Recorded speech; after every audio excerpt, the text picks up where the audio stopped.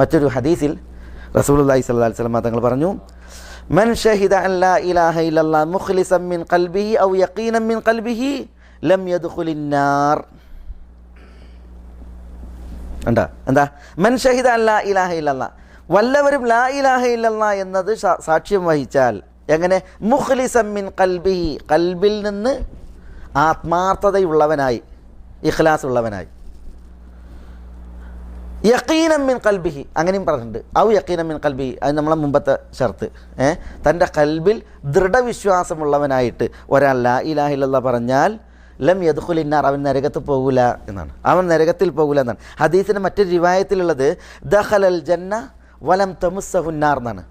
ആ മനുഷ്യൻ സ്വർഗത്തിൽ പ്രവേശിക്കും, നരകം അയാളെ തീണ്ടിയിട്ടുണ്ടാവില്ല എന്നാണ്. നരകം അയാളെ സ്പർശിച്ചിട്ടുണ്ടാവില്ല, അങ്ങനെ സ്വർഗത്തിൽ പോകും എന്നാണ് പറഞ്ഞത്.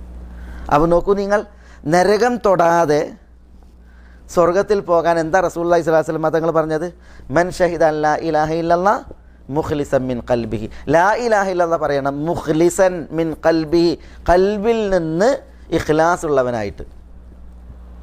അപ്പോൾ നിഫാഖ് ഉണ്ടാകാൻ പാടില്ല എന്നർത്ഥം, ജാട ഉണ്ടാകാൻ പാടില്ല എന്നർത്ഥം, കൃത്രിമത്ത ഉണ്ടാകാൻ പാടില്ല എന്നർത്ഥം. നിഷ്കളങ്കമായി നിഷ്കപടമായിട്ട് ലാ ഇലാഹ ഇല്ലല്ലാഹ് പറയണം എന്നാണ്.